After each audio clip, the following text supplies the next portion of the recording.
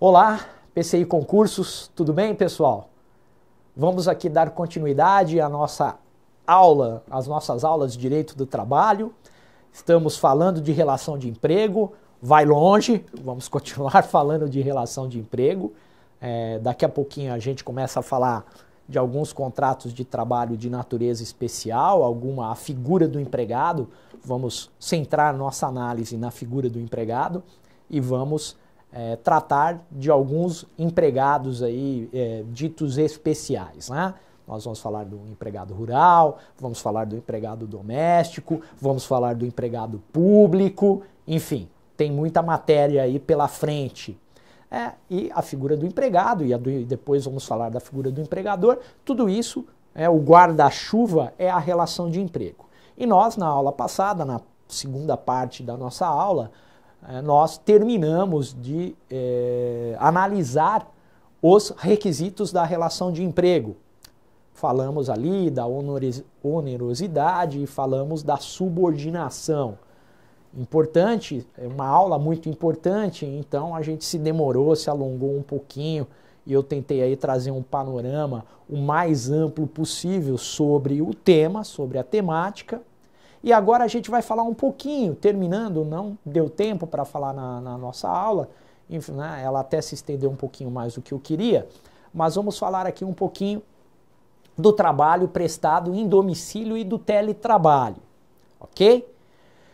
Veja, o artigo 6º da CLT, ele teve uma modificação um tanto recente, para falar ali dos meios telemáticos, da possibilidade do teletrabalho, mas não regulamentou o teletrabalho. O artigo 6º fala do trabalho em domicílio e aí houve uma modificação para falar de uma realidade do século, não só do século XXI, né, já do final do século XX, mas principalmente nesse século, não há como não falar do teletrabalho. Então a realidade se impõe e o legislador acompanha a realidade e assim o direito não pode se desconectar da realidade sob pena de ineficácia e de inefetividade, ok? Então houve essa preocupação do legislador, ele trouxe muito bem posto e agora com a reforma trabalhista nós teremos a regulamentação do teletrabalho. O teletrabalho na reforma trabalhista ganha artigos que tratam dele, né, toda uma regulamentação específica, especial sobre o teletrabalho. A gente terminou falando também sobre o trabalho intermitente, contrato de trabalho intermitente, trouxemos algumas características, a promessa aí do governo, da presidência da República, da edição de uma medida provisória que vai trazer maiores detalhamentos sobre o contrato de trabalho intermitente. Há um receio muito grande de precarização das relações de trabalho, de abuso na utilização dessa figura por parte dos empregadores, abuso jurídico. Então, há toda uma preocupação em trazer segurança jurídica para as duas partes no trabalho intermitente. Sobre teletrabalho, sobre o artigo 6º, como eu disse para vocês, o mundo atual nós não temos mais, né? Eu lembro bastante do meu pai, né, pessoal? Talvez vocês tenham aí na família a mesma situação. O meu pai, ele trabalhou 35 anos na mesma empresa. Então, ele veio do interior de São Paulo para a capital, conseguiu um emprego e o que ele mais quis na sua vida foi estabilidade. A minha geração ainda também, né, acalantou muito esse sonho da estabilidade, da busca da estabilidade, o que não é uma realidade para os nossos filhos. Minha filha, por exemplo, uma adolescente, já não tem tanto essa preocupação. Nós estamos num mundo frenético, num mundo absolutamente dinâmico e você não tem mais aquela ideia da firma, do trabalho. Eu pego transporte público, principalmente nas grandes cidades, deslocamentos, cansaço, trânsito, chego lá no escritório, naquela unidade física, no estabelecimento empresarial, no estabelecimento industrial, no estabelecimento comercial, aquela questão de um local fixo, físico, cada vez menos, principalmente na prestação de serviços que envolve tecnologias, internet, enfim, toda essa tecnologia do mundo moderno, essa concepção se perdeu, se esvaziou. Então, cada vez mais presente essas figuras, o trabalhador que trabalha na sua casa. Trabalha na sua casa, monta lá, né, o seu escritório, monta lá um ambiente e naquele ambiente ele presta trabalho. No serviço público, no Poder Judiciário, no Ministério Público, a figura do teletrabalho já é uma realidade. Já é uma realidade e muito bem-vinda nos grandes centros urbanos. Por quê? Porque evita deslocamento, porque evita gastos, é cômodo, confortável, tanto para um empregado como para um empregador. Veja, o fato de você estar na sua casa, trabalho em domicílio, ou mesmo o fato de você estar na rua, se comunicando pelo smartphone, usando celulares, usando instrumentos, tecnologia de última geração, computadores, enfim. Tudo isso que se coloca, que se põe, não há necessidade de um local fixo, uma unidade física. O importante é a prestação de serviço em si considerada. Isso não desnatura a relação de emprego. Pelo contrário, essa relação continuará a ser analisada sob o prisma dos requisitos do artigo 3º da CLT. O elemento subordinação jurídica ganha ainda mais importância no âmbito dessa relação de emprego, do domicílio, do teletrabalho. E quem é responsável por esse local? Suponhamos, se eu estiver me deslocando, aeroportos, logradouros, prédios, enfim, veículos, se eu estiver trabalhando e sofrer um acidente, será um acidente de trabalho. A responsabilidade é do empregador. Obviamente, em casa, se eu sofrer um acidente, trabalho em domicílio, sofrer um acidente trabalhando, a responsabilidade é do empregador. Lógico, vamos analisar se houve culpa exclusiva do empregado ou não. E também, obviamente, o empregador não exerce um controle direto sobre esse ambiente de trabalho.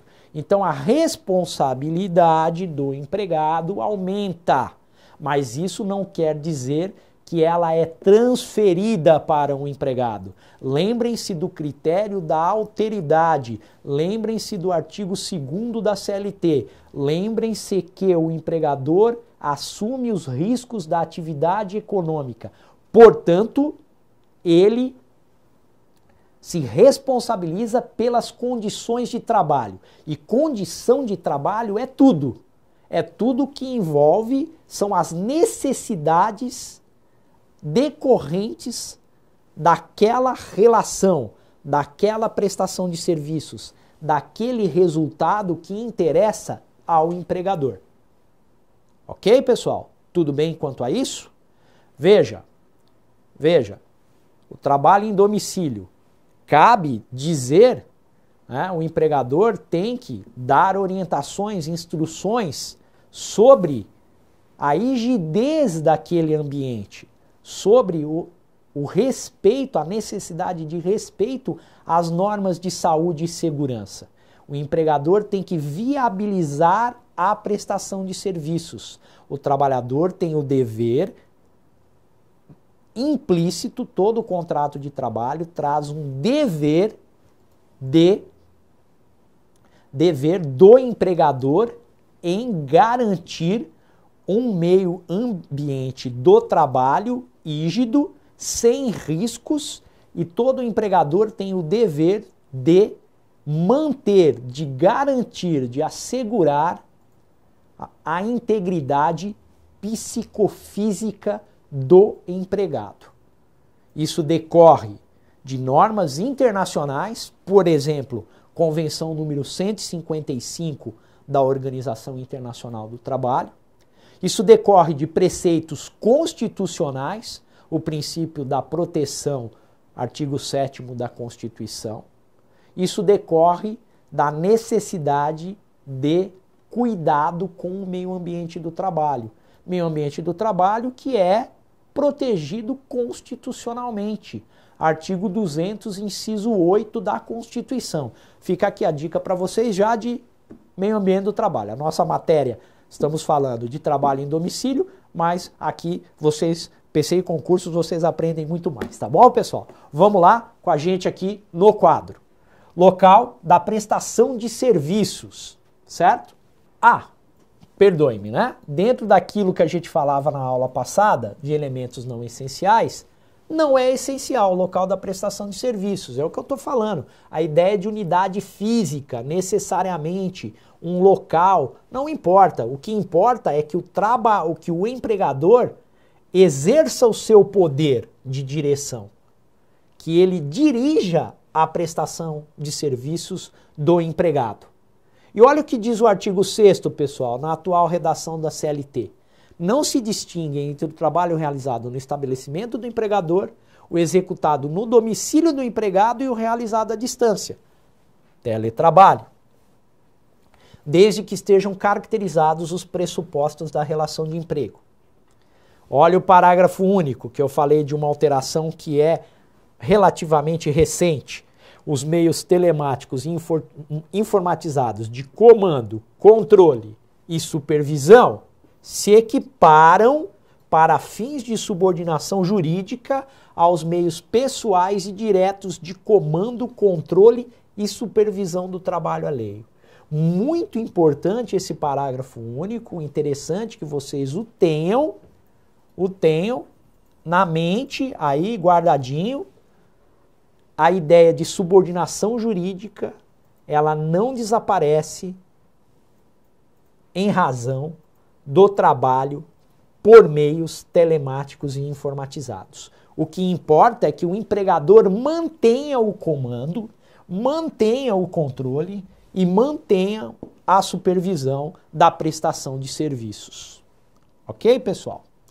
Vejam lá, é o que eu disse aqui, olha a reforma, sempre em vermelho, dispositivos da reforma trabalhista, artigo 75A, diz do regime de teletrabalho, uma regulamentação pormenorizada do teletrabalho. Olha lá o 75B, vai falar que o teletrabalho, considera-se teletrabalho a prestação de serviços preponderantemente fora das dependências do empregador, com a utilização de tecnologias de informação e de comunicação, que por sua natureza não se constituam como trabalho externo. Ok? Então veja, não se constitua trabalho externo entendido como aquele trabalho que é realizado por vendedores, por motoristas, né, pessoal? Esse é o trabalho externo a qual se refere aqui, né? Não se confunde o teletrabalho com o trabalho externo.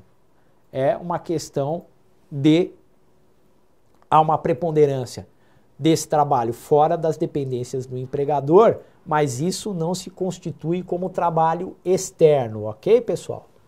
É o trabalho em domicílio, é o trabalho em uma outra localidade que não a unidade física do estabelecimento empresarial. Veja, o fato do empregado comparecer na unidade física do empregador, no estabelecimento, não descaracteriza o regime de teletrabalho. É muito comum no teletrabalho, no serviço público, por exemplo, pessoal, 3 vezes por semana trabalha em casa. E 1 vez por semana, ou 2, necessariamente tem que comparecer no fórum, na procuradoria. Isso não descaracteriza o regime de teletrabalho, ok? A prestação de serviços na modalidade de teletrabalho tem que constar no contrato individual do trabalho. Então, o teletrabalho exige um ajuste entre empregado e empregador, por meio de contrato individual escrito. E nesse contrato individual serão especificadas as atividades a serem realizadas pelo empregado. Veja, pode ser combinado entre empregado e empregador uma alternância entre o trabalho presidencial na unidade física empresarial e o teletrabalho. É possível que se abandone o regime de teletrabalho e o empregador determine a volta ao trabalho na unidade empresarial. Aí, apenas para que o empregado não seja pego de surpresa, afinal, quando ele vai para o teletrabalho, toda a sua vida pessoal, familiar, ela se adequa a essa nova condição. Não seria justo que, de um dia para o outro, sem um prazo mínimo de transição, o empregador determinasse o seu retorno ao regime anterior. Veja, aqui é uma preocupação com a qualidade de vida do empregado, com a sua nova rotina. Veja, isso traz impactos importantes na sua vida pessoal. Daí a necessidade trazida de aviso com antecedência mínima de 15 dias, pelo menos, a fim de que retorne ao regime de trabalho presencial. Continua a reforma com mais 2 artigos. Vai dizer aqui da responsabilidade pela aquisição, manutenção ou fornecimento dos equipamentos, de toda a infraestrutura necessária para o teletrabalho, né? Essa responsabilidade será prevista em contrato escrito. E vejam, pessoal, olha, é importante esse artigo. Como eu disse, a responsabilidade pelo desenvolvimento do trabalho, pelas condições de saúde e segurança, são do empregador. Porém, é possível, há uma certa autonomia, uma certa margem, flexibilidade para que as partes, de comum acordo, disponham sobre a responsabilidade atinente à infraestrutura necessária ao desenvolvimento do trabalho. Pode ser que nesse contrato escrito, essa responsabilidade recaia para o empregado. O empregado arque com a responsabilidade pela aquisição, manutenção e fornecimento dos equipamentos, pela criação da infraestrutura necessária. Obviamente que essa liberdade trazida pelo artigo 75D exigirá contrapartidas. A infraestrutura, pode ser que o empregado tenha já toda uma infraestrutura e equipamentos necessários para a prestação de serviços. É muito comum. No escritório da minha casa, eu tenho computador, eu tenho impressora, aí eu tenho que adequar, tenho que instalar no meu computador um software que me permita acesso aos sistemas do empregador. Veja, a luz, o toner, a folha de papel, tudo isso faz parte da infraestrutura necessária e pode ser que o empregado arque com esse custo. Por quê? Porque para ele é interessante o teletrabalho. Há contrapartidas e essas contrapartidas podem ser, inclusive, acréscimos remuneratórios. O importante aqui é que não haja fraude e que não haja um desequilíbrio que vá de encontro à principal característica do contrato de trabalho, do contrato de trabalho, da relação de emprego típica, que é a subordinação jurídica, que é a responsabilidade do empregador em propiciar condições adequadas, seguras de trabalho. Tudo bem, pessoal? Olha, essas utilidades, que é a infraestrutura, que são as ferramentas para o desenvolvimento do trabalho, não integram a remuneração do empregado. Ok, não integram. Mas veja, aqui se trata de um contrato, de um acerto que com certeza terá cláusulas compensatórias e trará um benefício direto ao empregado que se vale do teletrabalho. Não pode ser aqui um contrato de trabalho aleatório em que prevaleça tão somente a vontade do empregador. E também não pode haver aqui abuso de direito do direito civil. O que dizer do abuso de direito no âmbito trabalhista? Certo, pessoal? 75E. O empregador deverá instruir os empregados de maneira expressa e ostensiva contra as precauções a tomar a fim de evitar doenças e acidentes de trabalho. Perfeito! Não poderia ser o contrário. Não só orientar, mas se responsabilizar pela integridade psicofísica do seu empregado. É um dever implícito em todos os contratos de trabalho, mesmo que a cláusula não esteja escrita. O empregado vai ter que assinar um termo dizendo que vai seguir as instruções fornecidas pelo empregador. Ora, pessoal, a gente chama isso de ordem de serviço. Todas as empresas que possuem um planejamento, ele é obrigatório em torno da saúde e segurança trabalhista, existem programas obrigatórios de prevenção e gestão de riscos, que são obrigatórios a todas as empresas. Exemplo, PPRA, não sei se alguém aqui já ouviu falar, Programa de Prevenção de Riscos Ambientais. Está lá nas normas regulamentadoras do Ministério do Trabalho, norma regulamentadora número 9. PCMSO, Programa de Controle Médico de Saúde Ocupacional. Está lá na NR7. A CIPA, né, pessoal? A CIPA exige um número mínimo de empregados, mas enfim, NR5. E a depender do risco da atividade econômica e do número de empregados do estabelecimento, todo empregador deve ter o SESMIT, Serviço Especializado em Saúde e Medicina do Trabalho, um grupo de profissionais responsáveis pela observância das normas de saúde e segurança do trabalho, profissionais responsáveis por toda a prevenção e gestão de riscos, certo, pessoal? Então veja, é normal que os empregados assinem termos que se chamam ordens de serviço e essas ordens de serviço vão delinear as tarefas, as funções e os cuidados que envolvem determinada atividade. Então, pessoal, essa questão nós vimos aqui já em primeira mão, o teletrabalho. Já estamos nas nossas aulas estudando a reforma trabalhista, ok? O teletrabalho é uma realidade, esse teletrabalho se dá fora das dependências da empresa, não se confunde com o trabalho externo. Como assim, professor? Fora, não se confunde com o trabalho externo.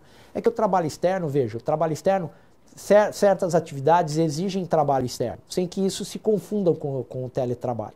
Exemplo, os motoristas profissionais, lei dos motoristas, ok? Esse motorista, ele trabalha fora das dependências da empresa, mas isso não é teletrabalho. Na condução dos veículos, empresas transportadoras de cargas, transportadora de passageiros, ok? Vendedores externos, é o trabalho externo, que não se confunde com o teletrabalho, certo? Artigo 62 lá da CLT, que traz as hipóteses de trabalho externo, algumas das hipóteses de trabalho externo, ok, pessoal? No caso dos motoristas profissionais, artigos 235, letra A, em diante da CLT, falando dos motoristas, lei dos motoristas, que acrescentou vários artigos à CLT, ok? Então é fora das dependências. Teletrabalho em domicílio? Sim, tem teletrabalho em domicílio. Trabalho em domicílio por meio, com a utilização de tecnologias, de meios telemáticos, de comunicação, de desenvolvimento do trabalho. Mas não necessariamente no domicílio, não que sempre o trabalho em domicílio seja teletrabalho. Normalmente é, quase sempre é. Mas eu posso ter fora das dependências, pode ser em um escritório, meu escritório, eu tenho um escritório perto da minha casa e lá eu trabalho, desenvolvo, né, presto serviços para o meu empregador. O elemento da subordinação jurídica continua presente, continua muito forte, muito evidente, sempre. Né? Quem controla, quem organiza, quem dirige a prestação de serviços é o empregador. Eu estou submetido às ordens do meu empregador, sempre. Então, não há que se falar aqui em trabalho autônomo.